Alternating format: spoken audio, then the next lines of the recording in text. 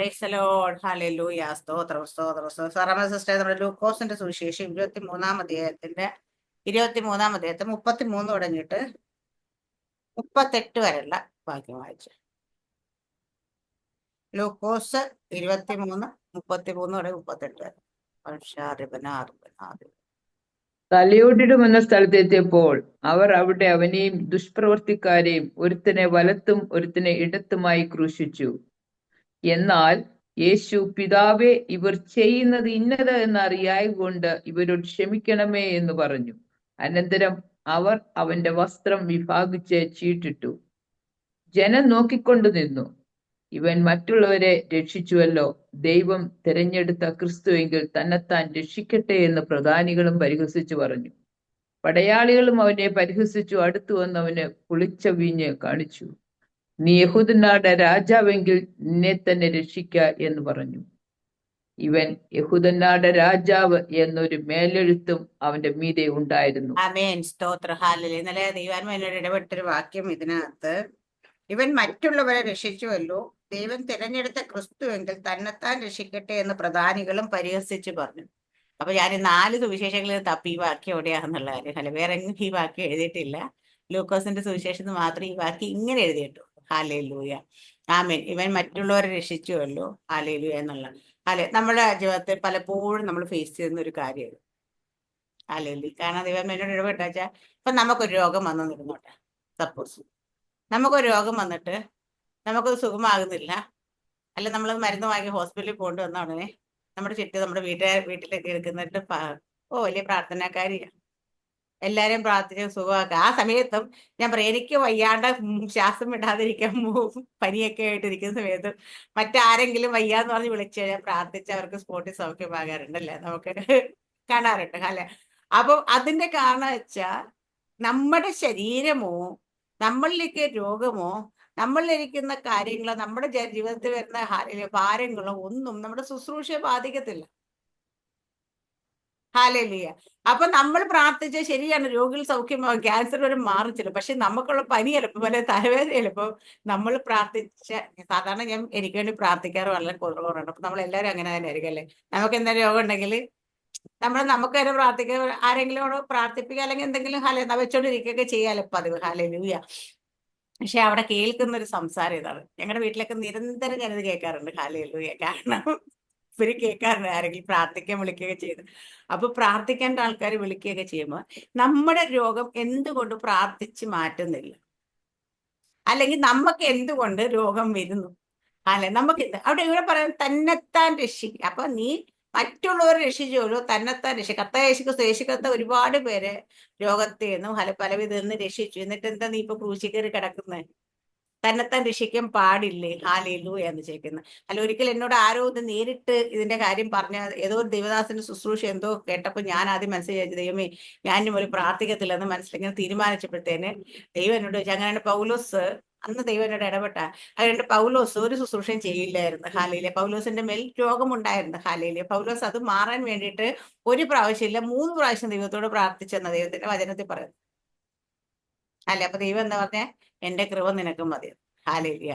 പൗലോസിനെ വെച്ച് കൃപ വേണം, അതോ നിനക്ക് രോഗമാണ്? പൗലോസ് ഒരു കൃപ മതിയെന്നോ. ഹല്ലേലൂയ. കാരണം ഇന്നലെ ഞാൻ നമ്മുടെ ഏതൊരു ദൈവദാസൻ ഇന്നലെ നമ്മുടെ മോർണിംഗ് മെസ്സേജിൽ പറയുന്നുണ്ടായിരുന്നു. ഹല്ലേലൂയ. ഒരാൾ ശരീരമെല്ലാം തളർന്ന് ഹല്ലേലൂയ കിടക്കയിൽ കിടക്കുന്ന അവസ്ഥയായിരുന്നു. ഹല്ലേലൂയ. അപ്പൊ ഇന്നും വൈകുന്നേരം യേശു അടുത്ത് വന്നിരുന്ന് ശരീരത്തിലേക്ക് ഇങ്ങ് തലോടി ആശ്വസിപ്പിക്കുന്ന ഹല്ലേലൂയ ഒരു ഹല്ലേലൂയ അവസ്ഥ. അപ്പൊ ദൈവം ചോദിച്ചു, കർത്താവ് യേശു ക്രിസ്തു ചോദിച്ചു, മോനെ നിനക്ക് സൗഖ്യം വേണമെങ്കിൽ ഞാൻ സൗഖ്യം തരാം. നിനക്ക് സൗഖ്യം വേണോ? അത് നീ ഒരു രോഗിയായി കിടക്കുകയാണെങ്കിൽ എല്ലാ ദിവസവും ഞാൻ നിന്റെ അടുത്ത് വന്നിരുന്ന് നിന്നെ ഇങ്ങനെ തലോടി നിന്റെ കൂടെ ഇരുന്ന് നിന്നെ ആശ്വസിപ്പിക്കും. അല്ലെങ്കിൽ നിനക്ക് സൗഖ്യം വേണം, നിനക്ക് എന്ത് വേണം? പുള്ളിക്കാരൻ പറഞ്ഞ്, അപ്പച്ച എനിക്ക് ജീവിതകാലം മുഴുവൻ ഇങ്ങനെ കിടന്നാൽ മതി, കാരണം എനിക്ക് സൗഖ്യത്തെക്കാട്ടും ഇഷ്ടം യേശു എന്നും എന്റെ അടുത്ത് വന്നിരുന്നു എന്നെ ഇങ്ങനെ തലോടി ഹല്ലേലൂയ എന്നെ ഇങ്ങനെ ആശ്വസിപ്പിക്കുന്നതാണെന്ന്. ഹല്ലേലൂയ. അപ്പം ആമീൻ. നമ്മളെയൊക്കെ ഓരോ കാലഘട്ടത്തിൽ കൂടെ കടന്നു പോകും. നമുക്ക് എന്താണോ നമ്മുടെ ഹൃദയത്തിൽ ഇപ്പൊ നമുക്കൊരു സൗഖ്യമാണ് വേണ്ട, അല്ലെങ്കിൽ ദൈവത്തിന്റെ സാന്നിധ്യമാണ് വേണ്ട, അല്ലെങ്കിൽ നമ്മുടെ ദാരിദ്ര്യം മാറണം ഹല്ലേലൂയ, അല്ലെങ്കിൽ നമ്മുടെ കഷ്ടത മാറണം അതോ ദൈവത്തോടു കൂടി കഷ്ടതയിൽ ഇരിക്കുമ്പോഴാണ് ദൈവം ഏറ്റവും കൂടുതൽ നമ്മളോട് ചേർന്നിരിക്കുന്നത്, നമ്മളെ ആശ്വസിപ്പിക്കുന്നത്, നമ്മളെ ചേർത്ത് നിർത്തിയിരിക്കുന്നത്. അപ്പൊ നമ്മൾ ഈ കഷ്ടങ്ങളിലൂടെ പോകുന്ന സമയത്ത് ഹല്ലേലൂയ ദൈവത്തിന്റെ കൂടെ ആയിരിക്കും. ഷാജി പാസ്റ്റർ മെസ്സേജ് ആണെന്ന് എനിക്ക് തോന്നുന്നുണ്ട്. ഹല്ലേലൂയ കഷ്ടത കഴിഞ്ഞ കാലങ്ങളിലേക്ക് ഒന്ന് പോയി നോക്കുക. അതപ്പോൾ ഇപ്പൊ സമൃദ്ധിയുണ്ട്, ഇപ്പൊ എല്ലാം ഉണ്ട്, പക്ഷേങ്കിലും എന്തോ ഒന്ന് മിസ്സിങ് പോലെ നമുക്ക് ഫീൽ ചെയ്യും. കാരണം നമ്മുടെ കഷ്ടതയിലായിരുന്ന സമയത്ത് ഹല്ലേലൂയ മര്യാദയ്ക്ക് ഉണ്ണാനും ഉടുക്കാനും ഇല്ലാത്ത സമയത്തുള്ള ദൈവമായിട്ടാണ് ചേർന്ന്. ഇപ്പൊ പ്രാർത്ഥന കുറഞ്ഞൊന്നോ ശുശ്രൂഷ ഒന്നും അല്ല, പക്ഷേ ഇന്ന് ബിസി ആയിട്ട് എല്ലാവരും ഓടി നടക്കുമ്പോൾ കാരണം ദൈവത്തോട് കൂടെ ഇരുന്ന ആ സമയത്തെ കുറിച്ച് ആലോചിക്കുമ്പോൾ അതാണ് ഏറ്റവും നല്ല കാലം എന്ന് നമുക്ക് തോന്നുന്നത്. അതാണ് പറയാം. അപ്പൊ ഞാൻ പറഞ്ഞ ഇവിടെ കർത്താവ് യേശു ക്രിസ്തു ക്രൂശിൽ കിടന്നപ്പോൾ ജനം നോക്കുന്ന എപ്പോഴും എന്താന്ന് പറയട്ടെ, ജനം എപ്പോഴും നമ്മുടെ ചുറ്റുപാട് നിൽക്കുന്ന ജനത്തിന്റെ ചിന്ത എന്നാൽ നമ്മുടെ ചുറ്റുപാട് നിൽക്കുന്ന ജനത്തിന്റെ ചിന്ത മാത്രമേ പെന്തക്കോസ്ത് വിശ്വാസികൾക്കുള്ള ചിന്ത വരെയാണ്. ഇപ്പൊ ആരുടെയെങ്കിലും ജീവിതത്തിൽ കഷ്ടത, ഒരു പ്രയാസം, ഒരു ബുദ്ധിമുട്ടോ ഒക്കെ കടന്നു പോയാൽ ഉടനെ പറയും എന്തോ ഒരു കുഴപ്പമുണ്ട്, ഏതാണ്ടൊരു രഹസ്യ, അതുകൊണ്ടാണ് അവരുടെ ജീവിതത്തെ വിടുതലില്ലാത്ത, അല്ലെങ്കിൽ ആ വിഷയം ഇങ്ങനെ വെച്ചേക്കുന്നത് എന്താണെന്നറിയാവോ? എവിടെയോ ഒന്ന് ക്രമപ്പെടാനുണ്ട്, എവിടെയോ ഒന്ന് ശരിയാകാനുണ്ട് എന്ന് പറയുന്ന ചുറ്റുപാട് നിൽക്കുന്നവരെ അങ്ങനെ നമ്മൾ എപ്പോഴും കാണും അല്ലെ? നമ്മളുടെ തന്നെ എത്ര ആവശ്യം നമ്മൾ കേട്ടിട്ടുണ്ടാവും ആമേ അല്ലെങ്കിൽ എന്താ പക്ഷെ യഥാർത്ഥമായിട്ട് എല്ലാ കഷ്ടതകളും ശിക്ഷയിലൂടെ കടന്നു പോകുന്നവർക്ക് വേണ്ടിയിട്ടുള്ളതല്ല. അല്ലെങ്കിൽ ഇപ്പൊ യേശു കർത്താവിനെ തന്നെ എടുത്ത കാൽവരി ക്രൂശിൽ യേശു കർത്താവ് കിടക്കുന്ന സമയത്താണ് ഇത് നോക്കി പരിഹസിച്ച ആൾക്കാർ പറയുന്നത്, ഇത് യേശു കർത്താവ് എന്തെങ്കിലും പാപം ചെയ്തിട്ട് വന്ന ശിക്ഷയായിരുന്നോ അത്? അല്ല, ഒരു ദൈവിക നീതി അല്ല, ദൈവിക നടത്തിപ്പിന് വേണ്ടി അല്ല, ദൈവത്തിന്റെ ഒരു പ്രവൃത്തി വെളിപ്പെടുവാൻ വേണ്ടിയിട്ട് ഏൽപ്പിച്ചു കൊടുക്കപ്പെട്ട ഒരു ശിക്ഷാവിധിയിലായിരുന്നത്. ഹല്ലേലൂയ. ആ ദൈവത്തിന്റെ ഹിതപ്രകാരം മുൻ നിർണയപ്രകാരം സംഭവിച്ചൊരു കാര്യം. അപ്പൊ നമ്മുടെയൊക്കെ ജീവിതത്തിൽ പലപ്പോഴും നമ്മുടെ ചുറ്റുപാട് നിൽക്കുന്നവർ, നമ്മുടെ അങ്ങ് ജീവിതം പോട്ടെ, മറ്റുള്ള നമ്മുടെ ചുറ്റുപാട് നിൽക്കുന്ന ഒരു സഹോദരന്റെ സഹോദരിയുടെ ജീവിതത്തിൽ അവരൊരു കഷ്ടതയിൽ കൂടെ, ബുദ്ധിമുട്ടിൽ കൂടെ, പ്രയാസത്തിൽ കൂടെ, ചിലപ്പോൾ കടന്നു രോഗത്തിൽ കൂടെ, ഭാരത്തിൽ കൂടെ ഒക്കെ കടന്നു പോകുമ്പോൾ അവരെ ഇതുപോലെ കണ്ണു വെച്ച് നമ്മൾ വിധിക്കരുത്. ഹല്ലേലൂയ. നമ്മൾ എന്നിട്ട് പറയരുത്. പക്ഷെ എന്നാൽ ചില സാഹചര്യങ്ങളിൽ പാപം നിമിത്തം വരുന്നതുണ്ട്. ഹല്ലേലൂയ. ചില ഭാരം, ചില രോഗമൊക്കെ വിട്ടുമാറാത്തതെന്ന് വെച്ചാൽ സ്വഭാവത്തിലെ ചില നമ്മുടെ സ്വഭാവത്തിലെ ചില പാപ സ്വഭാവങ്ങൾ വിട്ടുമാറാത്തോണ്ട് നിൽക്കുന്നതും ഉണ്ട്. രണ്ട് രീതിയിലും ഉണ്ട്. പക്ഷേ നമ്മളത് അത് എന്താണെങ്കിലും, അത് പാപം നിമിത്തമാണെങ്കിലും ദൈവത്തിന്റെ ഹിതപ്രകാരമാണെങ്കിലും നമ്മൾ അതിനെ കമന്റ് പറയാനായിട്ട് യോഗ്യരല്ല. നമുക്കറിയില്ല ദൈവത്തിന്റെ പ്രവൃത്തി എന്താണ്. ഇനിയിപ്പോ നമ്മൾ പ്രാർത്ഥിച്ച് ദൈവം നമ്മളോട് വെളിപ്പെടുത്തിയിട്ട് പറയാൻ പറഞ്ഞ് നമുക്കത് പറയാം, കൃത്യമായി പറയാം, ഇന്നൊരു കാര്യം വിട്ടുമാറാത്തത് കൊണ്ടാണ് ഇത് നിൽക്കുന്നതെന്ന് നമുക്ക് പറയാൻ പറ്റും. അല്ലാത്ത കാര്യത്തിൽ നമ്മൾ ഇവിടെ കണച്ചനം പറയുന്ന പോലെ പരിഹാസത്തോടും നിന്ദിയോടും കൂടി നമ്മൾ പറയാതെ ഇവിടെ പരിഹസിക്കുക യേശുവിന്, നിന്ദിക്കുക അക്ഷരാർത്ഥത്തിൽ. വലിയ ആൾക്കാരെയൊക്കെ രക്ഷിച്ചവരല്ലേ, മരിച്ചു പോയ ലാസറിന് വരെ 4 നാളായി നാറ്റം വെച്ച ലാസറിന് വരെ കല്ലറയ്ക്ക് പുറത്തു കൊണ്ടുവന്ന ആളല്ലേ, അല്ലേ? ഹല്ലേലൂയ. ഞങ്ങളുടെ വീട്ടിലൊക്കെ ഇരുന്നൊക്കെ ചോദിക്കും, പ്രാർത്ഥിച്ചങ്ങ് നേടാൻ പാടില്ല, പ്രാർത്ഥിച്ചതങ്ങ് വരുത്താൻ പാടില്ല, പ്രാർത്ഥിച്ചങ്ങ് അത്ഭുതം ചെയ്യാൻ പാടില്ല എന്നൊക്കെ ചോദിച്ച് പലപ്പോഴും കേൾക്കുന്ന നമ്മുടെ ഇതേ ഒരു അവസ്ഥയെ കൂടെ തന്നെ നമ്മൾ പോകാം. നമ്മളും ഒരു കുരിശ് കിടക്കുന്ന പോലെ കിടക്കുന്ന അവസ്ഥയായിരിക്കും. പക്ഷേ അപ്പൊ ചുറ്റുപാട് നിന്ന് പരിഹസിക്കുന്ന പരിഹാസങ്ങൾ നമ്മുടെ നേരെ വരുമ്പോൾ കർത്താവ് യേശു ക്രിസ്തു അവിടെ പ്രതികരിച്ചില്ല. അത് നമുക്ക് അപ്പൊ നമ്മളുടെ ജീവിതത്തിൽ ഞാൻ പറയേ, യേശുവിനോട് അങ്ങനെ ചെയ്തെങ്കിൽ, അങ്ങനെ പറഞ്ഞെങ്കിൽ നമ്മളോട് എത്ര അധികം നമ്മൾ കേൾക്കേണ്ടി വരും. യേശു കർത്താവ് കേട്ട പോലെ ഞാൻ പലപ്പോഴും ഇങ്ങനെ ഞാൻ സുവിശേഷം, നമ്മൾ ഒരാഴ്ച ഇങ്ങനെ യോഹന്നാന്റെ സുവിശേഷം എടുത്തിട്ട് അതിൽ നിന്ന് യേശു കർത്താവിന് ഒരു അധ്യായത്തിൽ തന്നെ പല നിന്ദയുടെ വാക്കുകൾ യേശു കർത്താവിന്റെ നേരെ വരെ നമ്മൾ കാണുന്നുണ്ട്. നീ മറിയയുടെ മകനല്ലേ, വേശ്യാപുത്രനല്ലേ, അതുപോലെ തന്നെ ഞങ്ങൾക്കൊക്കെ ഒരപ്പനയുള്ളൂ എന്ന് വെച്ചാൽ നിനക്ക് പല അപ്പന്മാരുണ്ട് എന്നൊക്കെ പറഞ്ഞിട്ട് നിന്ദിക്കുന്നതായിട്ടുള്ള ഇവർ പറഞ്ഞു വിടുന്ന പല നമ്മളോടൊക്കെ ആണെങ്കിൽ നമ്മൾ ഇതൊക്കെ കേട്ട് കഴിഞ്ഞാൽ പ്രതികരിക്കാതെ ഇരിക്കത്തില്ല. ഹാലേലൂയ. പക്ഷെ അവിടെ യേശു കർത്താവ് പ്രതികരിക്കാതെ പോകുന്ന അവിടെ നിന്നെല്ലാം ഒഴിഞ്ഞു മാറി അതിനൊക്കെ പ്രതികരിക്കാതെ, നിനക്ക് ഭൂതമുണ്ട്, നീ ഭൂതങ്ങൾ നല്ലവരെ കൊണ്ട് സൗഖ്യമാക്കുന്ന എന്നൊക്കെ പറഞ്ഞ് പല നിന്ദകളും വരുമ്പോഴും കർത്താവ് യേശുക്രിസ്തു അവിടെ നിന്നൊക്കെ മാറിപ്പോകും നമ്മൾ കാണാറുണ്ട്. ഹല്ലേലൂയ. ചിലയിടത്ത് മാത്രമേ യേശു കർത്താവ് മറുപടി പറയുന്നുള്ളൂ. ഹല്ലേലൂയ. പക്ഷെ ഇവിടെ ഇതുപോലെ തന്നെ കാൽവരി ക്രൂശിൽ കിടക്കുന്ന സ്ഥലത്ത് യേശു കർത്താവിനെ നിന്ദിച്ച് വഴി കൂടെ പോയവരെല്ലാം പബ്ലിക്കായിട്ട് എല്ലാവരും പോകുന്ന ഒരു സ്ഥലമാണ്. ഒരു വഴി ഭാഗത്താണ് ആ ക്രൂശ് നാട്ടിയിരുന്നത്. ഹല്ലേലൂയ. അവിടെ പോകുന്നവരും വരുന്നവരും, മറ്റൊരു സുവിശേഷത്തിൽ പറയുന്നത് അതുവഴി പോകുന്നവരെല്ലാം തല കുലുക്കിക്കൊണ്ട് പരിഹസിച്ചു എന്ന് എഴുതിയിരിക്കുന്നത്. ഹല്ലേലൂയ. അപ്പം അങ്ങനെ തല കുലുക്കിക്കൊണ്ട് പരിഹസിക്കുന്ന സമയത്തുമൊക്കെ അപ്പൊ നമ്മൾ കാണുന്ന ആ വാക്യത്തില് ഹല്ലേലൂയ ഒരു ഡെപ്ത് എത്രയാണെന്ന് മനസ്സിലാക്കണം. നമ്മുടെ ജീവിതത്തിൽ ഇതുപോലെ വരും നമ്മൾ എങ്ങനെയാ അതിന്റെ തരണം ചെയ്യുന്നു. ഹല്ലേലൂയ. ഇവിടെ നമ്മൾ യേശു കർത്താവ് പറഞ്ഞു, കർത്താവ് ഇവരെ അറിയുന്നില്ല, ഇവരോട് ക്ഷമിക്കണമേ, അല്ലെങ്കിൽ ഇതൊക്കെ പോകേണ്ട പിതാവിന്റെ ഇഷ്ടമാണ് നിറവേറ്റാൻ. പക്ഷെ അതുപോലെ തന്നെ ദാവീദിനെ ഹല്ലേലൂയ ശപിക്കുമ്പോൾ ദാവീദിന്റെ സേനാനായകൻ ചോദിക്കുന്നുണ്ട്, ഇവനെ കുത്തിക്കളയട്ടെ എന്ന് ദാവീദ് പറയുന്നത്, യഹോവ എന്നോട് കൽപ്പിച്ചിട്ട് എന്നെ ശപിക്കാനായിട്ട്, അവൻ ശപിച്ചോട്ടെ. ഹല്ലേലൂയ. അത് ദൈവം കൽപ്പിക്കാതെ നമ്മുടെ നേരെ ഒരു വാക്ക് പോലും വരുത്തില്ല. നമ്മുടെ നേരെ ഒരു വാക്ക് പോലും വരുന്നില്ല. പക്ഷെ നമുക്ക് എത്ര പേർക്ക് അത് കേൾക്കുന്ന സമയത്ത് ഈ ബോധ്യത്തോട് കേൾക്കാൻ കഴിയുന്നു? നമ്മളിപ്പം പ്രതികരിച്ച് കഴിയുമ്പോഴായിരിക്കും അയ്യോ ഇത് ദൈവം കൽപ്പിച്ചിട്ട് അല്ല ദൈവം അനുവദിച്ചിട്ടാണല്ലോ എന്ന് തോന്നുന്നത്. ഈ ദിവസങ്ങളിൽ വളരെ പരിജ്ഞാനത്തോടുകൂടി നമ്മൾ ആയിരിക്കണം. കാരണം എന്ന് വെച്ച് കഴിഞ്ഞാല് നമ്മളുടെ പലപ്പോഴും നമ്മളുടെ പല നന്മകളും പല വിടുതലുകളെയും തടസ്സപ്പെടുത്തി കളയാനായിട്ട് പിശാച് കൊണ്ടുവരുന്ന തന്ത്രമാണ്.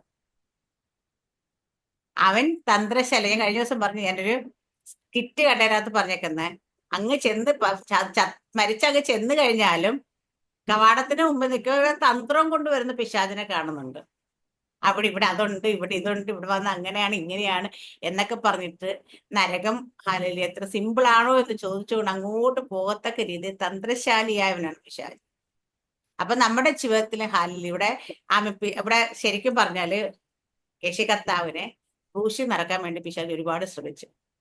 കാരണം പിശാച് ഒരിക്കലും വിചാരിച്ചില്ല യേശു കർത്താവ് കാൽവരി ക്രൂശിൽ മരണത്തിൽ ജയിച്ചു കയറുക. അതുകൊണ്ട് തന്നെയാണ് അവിടെ വന്ന് നിന്ന് സകലരെയും കൊണ്ട് പരിഹസിപ്പിച്ച് എന്തെങ്കിലും ഒന്ന് വായ തുറക്കാൻ വേണ്ടിയിട്ട് അവസാനമായപ്പോ ക്രൂശിൽ കിടക്കുന്ന കള്ളന്മാരെ കൊണ്ടുവരെ പരിഹസിപ്പിച്ചു. കാരണം അവന്റെ ആവശ്യം എന്താ വെച്ചാൽ യേശു കർത്താവ് വായ തുറക്കണം. മനസ്സിലായോ? വായ തുറന്നിട്ട് ഇതിനെ ഈ മരണത്തിനെ ഏൽപ്പിച്ചു കൊടുക്കരുത്. ഇത് ഏൽപ്പിച്ചു കൊടുത്താൽ നമ്മുടെ ഏതോ ഒരു പാസ്റ്റർ പ്രസംഗിച്ച് പറഞ്ഞ് പിശാചിന്റെ ഏപ്പാടിപ്പോയ നിമിഷം എവിടെയാന്ന് വെച്ചാൽ കാൽവരി ക്രൂശിലെന്ന്. കാരണം അവൻ അതുവരെ വിചാരിച്ചത് അവന്റെ തന്ത്രങ്ങൾ കൊണ്ട് പരാജയപ്പെടുത്താൻ കഴിയുമെന്നാണ് അവന്റെ വിശ്വാസം. അവന്റെ തന്ത്രങ്ങൾ. അതുകൊണ്ട് അവൻ അവിടെ നിന്നിട്ട് മാക്സിമം സ്ട്രൈവ് ചെയ്തു. കാരണം നമ്മൾ കാണുന്നുണ്ട് കാൽവരി ക്രൂശിലേക്ക് എത്തി. കാരണം കർത്താവ് യേശുക്രിസ്തുവിനെ ഇരുട്ടിന്റെ നാഴിക വന്നു കർത്താവ് പറഞ്ഞ സമയത്ത് ഇരുട്ടിന്റെ നാഴികയ്ക്ക് ഏൽപ്പിച്ചു കൊടുത്തതാണ്. കാരണം ഇത് ഇരുട്ടിന്റെ അധികാരമാണ് ആ സമയത്ത് വെളിപ്പെട്ട. അവിടെ തുടങ്ങി യേശു കർത്താവിനെ അവർക്ക് പിടിക്കാൻ പറ്റുന്നത് യേശു കർത്താവ് ഏൽപ്പിച്ചു കൊടുത്തത്. കാരണം അല്ലെങ്കിൽ അവർ വരുമ്പോഴത്തേന് അവർക്ക് തൊടാൻ പോലും കഴിയില്ല. അപ്പം ഏൽപ്പിച്ചു കൊടുത്ത സമയം തുടങ്ങി പിശാച് അയ്യോ എനിക്കിത് പറ്റത്തില്ല എന്ന് പറയത്തക്ക രീതിയിലാണ് അവരെ കൊണ്ട് പെരുമാറിച്ചത്. നമുക്കറിയാം ആ ക്രൂരമായ അടിയാണെങ്കിൽ ഒരിക്കലും 40-39 അടി കൊണ്ട് കഴിഞ്ഞ പിന്നെ ക്രൂശിൽ തറയ്ക്കേണ്ട ആവശ്യം. അപ്പം എല്ലാ ന്യായങ്ങളും വിട്ട് എല്ലാ സകലയിടത്തും അന്യായമായി അനീതിയായി ഇവരെ ഞാനൊരു കുറ്റവും കാണുന്നില്ല എന്ന് ആവർത്തിച്ച് 3 അവർ പറയുമ്പോഴും എല്ലാ കോടതികളും മാറി മാറി വിധിക്കുമ്പോഴും എന്നിട്ടും ഏൽപ്പിച്ചു കൊടുക്കേണ്ടി വന്നു. അവിടെ പലയിടത്തും നമ്മൾ കാണുന്ന അനീതിയായിട്ടാണ് സകലത് യേശു കർത്താവിന് നേരെ വെളിപ്പെട്ട. അവിടെ നീതിയുടെ ഒരു ഇതുപോലും വിധി പോലും വന്നില്ല. അനീതിയായി സകലവും ചെയ്തിട്ട് എത്രത്തോളം നമ്മളെ കൊണ്ട് പ്രതികരിപ്പിക്കുക. അതുപോലെ സകലം വിലപിടിച്ച സമയം തുടങ്ങി ഇങ്ങോട്ട് നമ്മൾ നോക്കിക്കഴിഞ്ഞാൽ കാൽവരി ക്രൂശ് അവസരം മരിച്ച് അടക്കാൻ പോകുന്ന സമയം വരെ മരണം സംഭവിക്കും വരെ പിശാച് പോരാടിക്കൊണ്ടേയിരുന്നു. എങ്ങനെയാ പിശാച് പോരാടിയത്? ഈ മരണത്തിൽ ഏൽപ്പിച്ചു കൊടുക്കാതെ വണ്ണം തിരിച്ചൊരു വാക്കെങ്കിലും പറയിക്കാൻ. ഹാലേലൂയ. അവിടെയെല്ലാം നമ്മൾ കാണുന്ന അറുക്കാൻ കൊണ്ടുപോകുന്ന കുഞ്ഞാടിനെ പോലെ മിണ്ടാതിരുന്ന ഹാലേലൂയ. അപ്പൊ നമ്മുടെയൊക്കെ ജീവിതത്തിൽ ഇതുപോലെയാണ്. നമ്മുടെയൊക്കെ എവിടെയൊക്കെ നമ്മളെ കൊണ്ട് വായ തുറപ്പിക്കാമോ അത് തുറപ്പിച്ച് തന്നെ പല നന്മകളെയും നഷ്ടപ്പെടുത്ത, അല്ലെങ്കിൽ ഈ വിഷയത്തെ നമ്മൾ ജയിച്ച് കയറാൻ കഴിയാതെ വണ്ണം നമ്മളെ പരാജയപ്പെടുത്തുന്നതാണ്. ഇതുപോലെ ചോദിക്കുന്നത് ചിലപ്പം പുറത്തുനിന്നുള്ള ആൾക്കാരൊന്നുമല്ല, പിശാച് നേരിട്ട് വന്നിട്ടും അല്ല ചോദിക്കുന്നത്. അല്ലെ നമ്മുടെ ഏറ്റവും അടുത്ത, അല്ലെ നമ്മുടെ കുടുംബത്തിലുള്ള, നമ്മുടെ ജീവിതത്തിലുള്ള, അല്ലെ ഏറ്റവും അടുത്ത് നമ്മളുമായി ചേർന്ന് നിൽക്കുന്നവരുടെ വായ കൊണ്ട് തന്നെ ചോദിപ്പിക്കുന്നു. എന്തുകൊണ്ട് പ്രാർത്ഥിച്ചിട്ട് എന്ത് കിട്ടി? ആ പ്രാർത്ഥിക്കാൻ പോയപ്പോ കൊട്ടയ്ക്കകത്ത് കൊണ്ടുകൊണ്ട് വരും. ഇങ്ങനെയൊക്കെയാണ് ഇവിടെ കിട്ടുന്ന ഡയലോഗ്. പക്ഷേ ഇവര് കാണാത്ത ഒന്ന് നമുക്ക് ദൈവം തരുന്നുണ്ട്. അല്ല, ഇവര് പറയുന്ന പോലെ ദൈവം നമ്മൾ പലപ്പോഴും പറയുന്ന വാക്കുകൾ, കേൾക്കുന്ന വാക്കുകളൊക്കെ നമ്മളെല്ലാം മറന്നു. പക്ഷെ എന്റെ ദൈവം മറന്നു പോകത്തില്ല. ഞാനങ്ങ് വന്ന് ഈ കൊട്ടയ്ക്കകത്ത് കൊണ്ടുവരാനോ പോകുന്ന ദൈവം കൊട്ടയ്ക്കകത്ത് തന്നെ അളന്ന് കൊടുക്കും. കാണിച്ചു തരും. അങ്ങനെ ദൈവം എനിക്ക് ഭയങ്കര, പലപ്പോഴും എനിക്ക് തോന്നി നമ്മുടെ ദൈവത്തിന് ഭയങ്കര വാശിയുള്ള ദൈവമാണെന്ന്. ഓർത്ത് വെച്ച്, മറ്റു പലരും പറയുന്ന വാക്കുകൾ ഓർത്ത് വെച്ച് ആ വാക്ക് കൊണ്ട് തന്നെ ദൈവം മറുപടി പറയും. ആ വാക്കിൽ തന്നെ അപ്പൊ ഞാൻ ഒരു കാര്യം പറയാം. ഇന്ന് നമ്മൾ പരിഹസിക്കപ്പെടുന്നു എങ്കിൽ, നീ ദൈവപുത്രനെങ്കിൽ മറ്റുള്ളവരെ രക്ഷിച്ചല്ലോ, തന്നെത്താൻ രക്ഷിക്ക എന്ന് പറഞ്ഞ ആ കർത്താവിങ്കിലേക്ക് തന്നെ നോക്കി രക്ഷിക്കണേ എന്ന് പറയേണ്ട സ്ഥിതി അവർക്ക് ഡെഫിനറ്റ് ആയിട്ട് പറഞ്ഞവർക്ക് ഉണ്ടായിക്കാണ്. ഇല്ലേ? പ്രാർത്ഥനയെ പുച്ഛിക്കുന്ന എത്ര പേര് നമ്മളോട് പ്രാർത്ഥിക്കണം എന്ന് പറഞ്ഞിട്ടുണ്ടാവും? പറഞ്ഞിട്ടില്ലേ സിസ്റ്റർ? ഏതെങ്കിലുമൊക്കെ സാഹചര്യത്തിൽ പറയാം എനിക്ക് വേണ്ടി ഒന്ന് പ്രാർത്ഥിക്കാമെന്ന് ചോദിച്ചിട്ടില്ലേ? ചോദിക്കും. കാരണം അതിപ്പം ഞാൻ പറയപ്പോ രക്ഷയുടെ സന്തോഷം അറിയാൻ വേണ്ടി എതിർത്ത് നിൽക്കുന്ന, അതിലേക്ക് വരാതെ എതിർത്ത് നിൽക്കുന്ന നമ്മുടെ കുടുംബത്തിലുള്ളവരാണെങ്കിലും ഒരു രോഗത്തിലോ ഒരു ഭാരത്തിലോ ഒരു പ്രയാസത്തിലോ ഒക്കെ ആയിരിക്കുമ്പോൾ പ്രാർത്ഥന ചോദിക്കാറുണ്ട്. കാരണം എന്താണെന്നറിയാവോ? പ്രാർത്ഥിക്കുമ്പോൾ സൗഖ്യം ഉണ്ടാകുമെന്ന് അവർക്കും അറിയാം. എന്നാലും പക്ഷേല് യേശുക്കത്ത ക്രൂശിൽ കിടക്കുമ്പോൾ യേശുക്കത്ത അത്ഭുതം ചെയ്യാൻ പറ്റുമെന്ന് അവർക്ക് അറിയാഞ്ഞിട്ടല്ല. പക്ഷെ എന്നാല് കുത്താൻ കിട്ടുന്ന അവസരം ഒന്നും അവർ വിടത്തില്ല. പിശാച് പിടിക്കത്തില്ല. കാരണം നമ്മളെ നിന്ദിക്കാനും പരിഹസിക്കാനും നമ്മളെ കുത്താനും ഉപയോഗിക്കുന്ന അവസരങ്ങളൊന്നും അവര് വെറുതെ കളയത്തില്ല. ഹാലേലൂയ. അപ്പൊ അവിടെയൊക്കെ നല്ല തന്നെയാണെങ്കിലും ഞാൻ പറയാം, അമ്മ ഹോസ്പിറ്റലിലാണ്. അവിടെ ഇരുന്നപ്പോ ഞാൻ രാവിലെ നമ്മുടെ എന്താ പറയാ, നമുക്ക് അടുത്തിരിക്കുമ്പോൾ അല്ലെങ്കിൽ കേൾക്കുമെന്ന് ഉറപ്പുള്ളപ്പോഴേ ഇതൊക്കെ വെക്കാം. ഞാൻ രാവിലെ മോർണിംഗ് ബസ് എല്ലാം നിരത്തി അങ്ങോട്ട് വെക്കാൻ തുടങ്ങി, മൊബൈൽ ഓണാക്കി. ഹല്ലേലൂയ. അത് കഴിയുമ്പോഴത്തേന് അവിടെ പ്രാർത്ഥിച്ചു, ബൈബിള് വായിച്ചു. അത് കഴിയുമ്പോഴത്തേന് പാട്ട് ഹാലയില് നമ്മുടെ സ്പോട്ടിഫൈയിൽ ഞാൻ പാട്ട് ഇട്ടിട്ട് കൂടുതൽ പാടിക്കൊണ്ടേയിരുന്നു. കുറച്ച് കഴിയുമ്പോൾ സ്പോട്ടിഫൈ മൊബൈലിലെ ചാർജ് കുത്തിയിട്ടിട്ട് അതിൽ തന്നെ ഇരുന്ന് പാടാൻ നിൽക്കും. കാരണം അന്യഭാഷയിൽ എനിക്ക് ഹാലയിൽ ഭയങ്കരമായിട്ട് ഇങ്ങനെ പാട്ട് പോലെ വന്നോണ്ടിരിക്കും. അപ്പൊ അത് പുള്ളിക്കാരത്തേക്ക് ഇറിറ്റേഷൻ ആയി തന്നെ അന്യഭാഷയിലൊക്കെ പാടുന്നത് കേട്ടപ്പോഴത്തേന് അപ്പൊ പയ്യ ജോലിക്ക് ഇച്ചിരി ഒന്ന് ഉറങ്ങാന്ന് വിചാരിച്ചാലും സമ്മതിക്കത്തില്ല. പാട്ട് തന്നെയാണ്. അല്ല ഇവിടെ എപ്പോഴും ബഹളമല്ലേ അത്. ഞാൻ പറഞ്ഞു എന്ത് ബഹളം? ഞാൻ അമ്മയ്ക്കല്ലേ എപ്പോഴും പാട്ട് കേൾക്കാൻ ഇഷ്ടമുള്ളത്. പാട്ടല്ലേ കേട്ടോണ്ടിരുന്നത്. കാരണം ഞാൻ പറയാ, എന്താ എന്ത് കേട്ടാലും പ്രശ്നമില്ല. പക്ഷേങ്കില് 24 മണിക്കൂറും TV സീരിയലും ഒക്കെ വെച്ചാലും പ്രശ്നമില്ല. പക്ഷെ എന്താ വെച്ചാ ദൈവത്തിന്റെ ആത്മാവിന്റെ പാട്ടൊക്കെ ഇങ്ങോട്ട് വരുമ്പോ അതിനകത്തിരിക്കുന്ന സാധനമൊക്കെ ഇളകി തുടങ്ങും. കിട്ടുന്ന അവസരമല്ല. ഞാനതിനെ സിസ്റ്റർ വിളിച്ചപ്പോഴും ഞാൻ പറഞ്ഞത്, സിസ്റ്റർ പറഞ്ഞിടക്ക് ഹലേലിയ അമ്മേന് ശപിക്കുന്നതിനെ കുറിച്ച് ഇങ്ങനെ അവര് ശപിച്ചു. അപ്പൊ ഞാൻ ശപിക്കുന്നതിന് അവര് ആര് വേണം നമ്മളെ ശപിച്ചോട്ടെ. ഹാലയിലെ കാരണം എന്ന് വെച്ചാ ദൈവത്തിന്റെ വചനം പറയുന്നത് നിന്നെ ശപിക്കുന്നവരെ ഞാൻ ശപിക്കാന്ന് പറയാം. അപ്പൊ ശപിക്കുന്നവര് സ്വന്തം ശാപം മേടിച്ചു വെക്കുകയല്ലേ ചെയ്യുന്നത്. അവര് മേടിച്ചോണ്ട് പൊക്കോട്ടെ. പറയുമ്പോ ഇതൊക്കെ അങ്ങനെയൊക്കെ നമുക്ക് ഈ ദൈവവചനം നമ്മൾ മറ്റുള്ളവരോട് സംസാരിക്കുന്ന രീതി മാത്രമേ ഇവരെയൊക്കെ കേൾപ്പിക്കാൻ പറ്റത്തുള്ളൂ. ഇവരൊക്കെ അകത്തോട്ട് നിലൊന്ന് കയറ്റി വിടാൻ പറ്റത്തുള്ളൂ. അതൊക്കെ കാരണം ഇവർക്ക് എല്ലാവർക്കും അറിയാം ഈ പ്രാർത്ഥനയുടെ ഗുണം എന്താണെന്നും പ്രാർത്ഥിക്കുന്നവർക്ക് വേണ്ടി എന്ത് ദൈവം ചെയ്യുന്നു എല്ലാം കണ്ടുകൊണ്ടിരുന്നാലും ഹല്ലേലൂയ പിന്നെയും അതിനിടയിൽ കൂടെ കയറിയിട്ട് നമുക്കിട്ട് ഇതുപോലെ ചില വാക്കുകൾ ഹല്ലേലൂയ നീ എല്ലാരെയും രക്ഷിച്ചല്ലേ, അല്ലെങ്കിൽ മറ്റുള്ളവർക്ക് വേണ്ടി സൗഖ്യമാക്കിയതല്ലേ, എന്നിട്ട് എന്താ മറ്റുള്ളവർ ദൈവം തെരഞ്ഞെടുത്ത ക്രിസ്തു എന്ന് തന്നെ. അപ്പൊ ഇവിടെ പറയുന്ന അടുത്തൊരു ചോദ്യം എന്ന് വെച്ചാൽ അപ്പം നീ തന്നെത്താൻ രക്ഷിച്ചല്ലേ എന്ന് മാത്രമേ, ദൈവം തിരഞ്ഞെടുത്ത ക്രിസ്തു എങ്കിൽ ഹല്ലേലൂയ. ഇവിടെ ദൈവം തെരഞ്ഞെടുത്ത ക്രിസ്തു അല്ല, ആക്ച്വലി ക്രിസ്തു തന്നെയാണത്. ഹല്ലേലൂയ. മശീഹ തന്നെയാണ്. പക്ഷെ നമ്മളോടൊക്കെ പറയുന്നതാ ദൈവത്തിന്റെ മക്കളാണെങ്കിൽ അല്ലെങ്കിൽ വലിയ പ്രാർത്ഥനക്കാരാണെങ്കിൽ ഇതൊക്കെ പറയുമ്പോൾ അല്ലെ നമ്മളോട് വരുന്ന ചോദ്യം ഇങ്ങനെ തന്നെ. അപ്പൊ നമുക്കിത് കേൾക്കുമ്പോഴാണ് ശരിക്കും പറഞ്ഞാൽ ഞാനിവിടെ പലരോടും പറയുന്നത്, എനിക്കാണെങ്കിൽ ഭയങ്കര ഇറിറ്റേഷൻ ഈ പ്രാർത്ഥനയെ കുറ്റം പറയുന്നത്. പ്രാർത്ഥിക്കാൻ നടക്കുക അല്ല, പ്രാർത്ഥനയുള്ള എപ്പം നോക്കലും പ്രാർത്ഥന, ഇത് കേൾക്കുമ്പോൾ എൻ്റെ ഉള്ളിൽ ഇങ്ങനെ ഇറിറ്റേറ്റഡ് ആവും. അല്ലെ ഞാനപ്പം അറിയാണ്ട് പ്രതികരിക്കുക. ബാക്കി എന്ത് അവളെ പറഞ്ഞാലും കുഴപ്പമില്ല, പക്ഷെ പ്രാർത്ഥനയെ കയറി പിടിക്കുമ്പോഴാണ്. അപ്പൊ ഇപ്പൊ എനിക്കറിയാം, അന്നേരം ഇപ്പൊ എപ്പോഴും ഈ പ്രാർത്ഥനയെ തന്നെ കയറി പിടിക്കും. കാരണം എന്നെ ഇറിറ്റേറ്റ് ചെയ്യാൻ പറ്റും, അതുകൊണ്ട് ഞാൻ അതും മിണ്ടത്തില്ല. ഹല്ലേലൂയ. നമ്മൾ എവിടെയാണോ നമ്മളെ ഇറിറ്റേറ്റ് ആക്കല്ല, നമ്മളെ കുത്താൻ പറ്റുന്ന അവിടെ കയറി പിടിക്കും. അല്ലെ പിശാചിന്റെ തന്ത്രം അതാണ്. അതുകൊണ്ട് അല്ലെ നമ്മളെ എങ്ങനെ വായി തുറപ്പിക്കുക. ചിലപ്പോ അവൾ പറയും ബാക്കി എല്ലാം ഓക്കെ സിസ്റ്റർ, ഈ കാര്യം മാത്രം പറഞ്ഞു കഴിഞ്ഞാൽ നമുക്ക് അത് തന്നെ പറയത്തുള്ളൂ. കാരണം നമ്മുടെ സീക്രട്ട് അവൻ മനസ്സിലാക്കി കഴിഞ്ഞാൽ, ഞാൻ പറഞ്ഞ പണ്ട് വേണുപാസ് പറഞ്ഞ കണക്ക്, അയ്യേ തവയൊക്കെ പോകാണ്ട് ഒരു കുഴപ്പമില്ല, കൊച്ചുങ്ങൾക്ക് അസുഖം വന്നു കഴിഞ്ഞാൽ പിന്നെ എങ്ങനെയാ അവരെയും കൊണ്ട് പോകുന്നത്? സവാര തലേ ദിവസം കൊച്ചിന് അസുഖം തന്നെയായിരിക്കും. കാരണം നമ്മളെ അടിക്കാനുള്ള വടി നമ്മൾ തന്നെ വെട്ടി അവന്റെ കയ്യിലോട്ട് കൊടുക്കും. ഹാലല്ലേ എന്ന് പറയുന്ന കണക്ക് ഇവിടെ ഹാലല്ലേ പറയുന്ന, അടുത്ത് ദൈവം തെരഞ്ഞെടുത്ത മഷിഹ എങ്കിൽ അവിടെ യേശു കർത്താവ് പറയാൻ പോയില്ല ഞാൻ മഷിക തന്നെയാണ് ദൈവം തെരഞ്ഞെടുത്തൊന്നുമില്ല, ഞാൻ മഷിക തന്നെ പറയാൻ പോയില്ല, തെളിയിക്കാൻ പോയില്ല. നമ്മൾ ചില സ്ഥലങ്ങളിലൊക്കെ നമ്മൾ പറയാനും തെളിയിക്കാനും പോകേണ്ട കാര്യമില്ല. മനസ്സിലായോ? അവിടെ പറയാനും തെളിയിക്കാനും നമ്മൾ നടക്കണ്ട. നമ്മളെ കുറിച്ച് പറഞ്ഞു വന്ന ഒരു വാക്കിനും പോലും നമ്മൾ മറുപടി പറയാൻ നിൽക്കാതിരിക്കെങ്കിൽ നമ്മൾ ആരാണെന്ന് തെളിയിക്കാൻ കഴിയുന്നൊരു ദൈവം. നമുക്കറിയാം ലോകത്തുള്ള സകല കല്ലറകളും അടഞ്ഞു കിടക്കുമ്പോൾ ഹാലൂയ ആമീൻ ഹാലൂയ ആമീൻ ആമീൻ. ദാവീദിന്റെ താക്കോൽ കൈലുവിനെ കുറിച്ച് വെളിപ്പാട് പുസ്തകം പറയുന്നത്, ഞാൻ അടച്ചാൽ അത് തുറക്കാൻ ആർക്കും കഴിയില്ല, ഞാൻ തുറന്നത് അടയ്ക്കാൻ ആർക്കും കഴിയില്ല എന്ന്.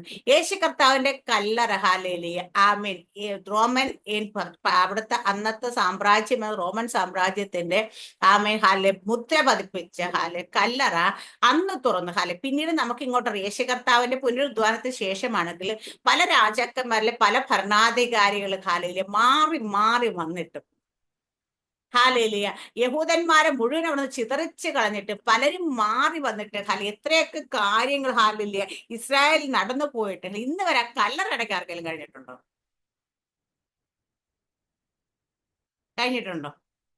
എന്തുകൊണ്ട് അടച്ചില്ല? ഞാൻ ചോദിക്കുന്ന, അന്ന് യേശു കർത്താവ് ഉയർക്കാൻ വേണ്ടിയിട്ട് തുറന്നു. അന്ന് യേശു കർത്താവിനോട് എതിർത്ത് നിൽക്കുന്ന യഹൂദന്മാരും ഭരണാധികാരികളും യേശുവിന്റെ മാർഗം സുവിശേഷിക്കുന്നവരെ കൊന്നുകളയുന്ന ഒരു കാലഘട്ടത്തിൽ കൂടെ കടന്നുപോയി. അവിടെ അവർ ഒരുപാട് പീഡകളിലൂടെയൊക്കെ ആ ജനം വീണ്ടും കടന്നു പോകുന്ന അവസ്ഥകളെല്ലാം കടന്നു വന്നിട്ടും ഞാൻ ചോദിക്കുന്നത്, എത്ര ഭരണാധികാരികൾ ഇന്ന് വരെ മാറി മാറി വന്നിട്ടും ഇന്ന് വരെ ആ കല്ലറ അടച്ചു വെക്കാൻ ആരെങ്കിലും കഴിഞ്ഞിട്ടുണ്ടോ? കഴിയത്തില്ല. കാരണം എന്താ പറഞ്ഞാൽ, ഞാൻ തുറന്നല്ലത് ആരും അടയ്ക്കത്തില്ല, ദൈവം പറഞ്ഞിട്ട് അടയ്ക്കത്തില്ല. ദൈവമാണ് ആ തുറന്നതെങ്കിൽ അത് ഇനി ഞാൻ പറയാ, ഇനിയിപ്പം ഇവിടെ എത്ര വർഷം ഭൂമി ഉണ്ടോ അത്രയും വർഷം കഴിഞ്ഞാലും ആ കല്ലറ അടയ്ക്കാൻ ആർക്കും കഴിയത്തില്ല. കാരണം നമ്മുടെ കർത്താവിന്റെ പ്രവൃത്തി അങ്ങനെ. ദൈവം തുറന്നാൽ അത് അടയ്ക്കാൻ ആർക്കും കഴിയത്തില്ലെന്ന് പറഞ്ഞു. അത് അടയ്ക്കാൻ ആർക്കും കഴിയത്തില്ല. എത്ര ചക്രവർത്തിമാര് മാറി വന്നാലും എത്ര പ്രസിഡന്റുമാര് മാറി വന്നാലും ആരൊക്കെ എവിടെയൊക്കെ ലോകം മുഴുവൻ ഒറ്റ ഭരണാധികാരി വരുന്ന ആന്റി ക്രൈസ്റ്റിന്റെ കാലഘട്ടത്തിൽ പോലും ഞാൻ പറയുന്നു യേശു കർത്താവിന്റെ കല്ലറ അടയ്ക്കാൻ പറ്റത്തില്ല. കാരണം കർത്താവ് ദൈവം തുറക്കുന്നതിന് ഒന്നിനെ അടയ്ക്കാൻ കഴിയില്ല എന്ന് പറഞ്ഞ ദൈവത്തിന്റെ വചനം നിലനിൽക്കുന്നിടത്തോളം കാലം ദൈവം തുറന്നതിനെ അടയ്ക്കാൻ കഴിയും. അതുപോലെ നമ്മുടെ ജീവിതത്തിൽ ഇതൊക്കെ ഇപ്പൊ അടഞ്ഞിരിക്കുന്നെങ്കിൽ ചില മേഖലയിലൊക്കെ നമ്മൾ അതുപോലെ പരിഹാസം നിന്നെയൊക്കെ കേൾക്കുന്നെങ്കിൽ ഇതിനൊന്നും നമ്മൾ മറുപടി പറയേണ്ട കാര്യം. നമ്മളെ കുറിച്ച് ആര് എന്ത് പറഞ്ഞാലും ചോദിക്കാൻ നമുക്കൊരു പിതാവുണ്ട്. യേശു കർത്താവിനെ കുറിച്ച് പറഞ്ഞത് യേശു കർത്താവ് മിണ്ടാ എന്നപ്പോ സ്വർഗം തെളിയിച്ചു കൊടുത്തു. യേശു ആരായിരുന്നു എന്ന് അവരുടെ മുമ്പിൽ തെളിയിക്കുകയുണ്ടായി. അതുപോലെ നമ്മുടെ നേരെ വരുന്ന ഓരോ വാക്കിനും മറുപടി പറയുന്ന ഒരു സ്വർഗം നമുക്കുണ്ട്. നമുക്കൊരു സ്വർഗീയ പിതാവുണ്ട്. നമ്മൾ അനാഥരല്ല, നമുക്കൊരു അപ്പനുണ്ട് ചോദിക്കാൻ കഴിയുന്ന ആ അപ്പൻ നമുക്ക് വേണ്ടി സംസാരിക്കണമെങ്കിൽ നമ്മൾ മിണ്ടാതിരുന്നാൽ മതി. നമുക്ക് പലപ്പോഴും നമുക്ക് മിണ്ടാതിരിക്കാൻ കഴിയുന്നില്ല എന്നുള്ളതാണ് നമ്മുടെ ഏറ്റവും വലിയ പരാജയം. ഈ ദിവസങ്ങളിൽ ഈ കാൽവരിയെ കുറിച്ച് ഈ വചനം ഇന്നലെ എൻ്റെ ഉള്ളിൽ ഇങ്ങനെ രാവിലെ തുടങ്ങി. ഞാനെന്നിട്ട് 4 സുവിശേഷം എടുത്തു വെച്ചിട്ട് അവസാനമായപ്പോഴേക്ക് ബാക്കി കൃത്യമായി ഈ വാക്യം തന്നെ ഇങ്ങനെ ഇട്ട് അത് എന്നെ ഹൃദയത്തിലേക്ക് കിട്ടിയത്. അപ്പൊ നമ്മൾ ഇവിടെ ആമേൻ നമ്മൾ മനസ്സിലാക്കേണ്ട കാര്യം എന്ന് വെച്ചാൽ ദൈവം വീണ്ടും നമ്മളോട് ദൈവത്തിന്റെ ആത്മ നമ്മളോട് വീണ്ടും സംസാരിക്കുന്നത് എന്താന്ന് വെച്ചാൽ ഇതുപോലെ ചില നിന്ദകളിലൂടെ പരിഹാസങ്ങൾ നീ കടന്നു പോകുമ്പോൾ നീ ഇവിടെ എന്ത് ചെയ്യണമെന്നറിയോ? തെളിയിക്കാൻ പോകണം. നമ്മൾ ഇന്ന് പറയും, കർത്താവേ ഒന്ന് തെളിയിക്കണം, ഞാൻ ദൈവത്തിന്റെ മകളാണെന്നല്ലേ ഇവരുടെ മുമ്പിൽ എന്നെ ഒന്ന് ഹാലയില്ല തെളിയിച്ച് കാണിക്കണം എന്നൊക്കെ നമ്മൾ പറയും. പക്ഷെ ഇവിടെ നമ്മൾ തെളിയിച്ച് കാണിക്കാനും പറയണ്ട, തെളിയിക്കാനും പോകണ്ട. ഹാലയില്ല നമ്മളെ കുറിച്ച് ആര് എന്ത് പറഞ്ഞാലും തെളിയിക്കുക എന്നുള്ളത് അതിന് ഉത്തരവാദിത്തം ആർക്കാന്ന് നമ്മുടെ സ്വർഗത്തിൽ അപ്പനാണ്. സ്വർഗത്തിൽ അപ്പൻ നമുക്ക് വേണ്ടി അത് തെളിയിക്കും. നമ്മൾ ആര് ആണ് എന്നുള്ളത് തെളിയിച്ചു കൊടുക്കും ഈ ദിവസങ്ങളിൽ. അതിന് വേണ്ടിയിട്ട് മൗനമായിട്ട് ഇതുപോലെ ചില ചോദ്യങ്ങളുടെ മുമ്പിൽ നാവ് അനക്കാതെ വായ തുറക്കാതെ ഇരിക്കുമെങ്കിൽ ഈ ദിവസങ്ങളിൽ മഷിഹ ദൈവം അയച്ച ക്രിസ്തു എന്ന് ചോദിച്ചെടുത്ത് യേശു ക്രിസ്തു തന്നെ എന്ന് പിന്നീടുള്ള സുവിശേഷങ്ങളെല്ലാം എന്താ നമ്മൾ കാണുന്നത്? അവിടെ അപ്പോസ്തലന്മാർ എന്താ തെളിയിച്ചു കൊടുത്തത്? യേശു തന്നെയാണ് ക്രിസ്തു എന്ന് അവർ ഇടയിൽ തെളിയിച്ചു കൊണ്ടേയിരുന്നു. ഹല്ലേലൂയ. അതാണ് അവരുടെ പലയിടത്ത് അപ്പോസ്തലന്മാരൊക്കെ എടുത്ത് വായിച്ചപ്പോൾ അവരെ തെളിയിച്ചത് എന്താണെന്ന് വെച്ചാൽ ഇവിടെ ചോദിച്ചു, യേശു നീ അയച്ച ക്രിസ്തുവെങ്കിൽ, അല്ലെ ദൈവം അയച്ച ക്രിസ്തുവെങ്കിൽ, ദൈവം തെരഞ്ഞെടുത്ത ക്രിസ്തുവെങ്കിൽ, ആ സുവിശേഷങ്ങൾ നമ്മൾ കണ്ടിരുന്ന എടുത്തെഴുതിയിട്ട വാക്യം യേശു തന്നെയാണ് ക്രിസ്തു എന്ന് അവരെ തെളിയിച്ച് യഹൂദന്മാരെ മിണ്ടാതാക്കി എന്നാണ് എഴുതിയേക്കുന്നത്. അപ്പം അതുകൊണ്ട് ചോദിച്ച ചോദ്യത്തിന് തന്നെ ദൈവം മറുപടി പറയാം. അതുകൊണ്ട് നിന്നെ കുറിച്ച് ഇന്ന് എന്ത് ചോദിക്കുന്നുവോ ആ ചോദ്യത്തിന് തന്നെയായിരിക്കും ദൈവം മറുപടി കൊടുക്കുന്നത്. അല്ല വേറെ എന്തെങ്കിലും കാര്യങ്ങൾക്കായിരിക്കില്ല മറുപടി കൊടുക്കുന്നത്. നീ നിന്റെ പ്രാർത്ഥനയാണ് പുച്ഛിക്കുന്നതെങ്കിൽ, നീ പ്രാർത്ഥനാക്കാരിയാണെന്ന് തന്നെ തെളിയിച്ചു കൊടുക്കുക. നീ അല്ല ദൈവത്തിന്റെ മകളാണോ എന്നാണ് ചോദിക്കുന്നത്. ദൈവത്തിന്റെ മകളാണ് തന്നെ തെളിയും. പല കാര്യങ്ങളും ചൂണ്ടിക്കാണിച്ചിട്ട് ഇത് എന്തുകൊണ്ട് നിനക്ക് സംഭവിച്ചിരിക്കുന്നു ചോദിച്ചാൽ, ഇപ്പൊ രോഗത്തെയാണ് അല്ലെങ്കിൽ മറ്റെന്തെങ്കിലും പ്രയാസം കാണിച്ചുകൊണ്ടാണെങ്കിലും അതിനെല്ലാം ദൈവം മറുപടി കൊടുക്കും. നീ പ്രാർത്ഥിച്ചിട്ട് എന്താ നിന്റെ വീട്ടിലൊരു വിടുതലില്ലാത്തതെന്ന്, അല്ലെങ്കിൽ ഇന്ന വിഷയം എന്താ ഇപ്പോഴും ഇങ്ങനെ ഇരിക്കുന്നെന്ന് പലരും ചോദിക്കുന്നുണ്ടെങ്കിൽ അതിലൂടെ തന്നെ അതുകൊണ്ട് തന്നെ ദൈവം മറുപടി പറയാൻ ദൈവമാണ് നമ്മുടെ ദൈവം. ഹാലേലൂയ.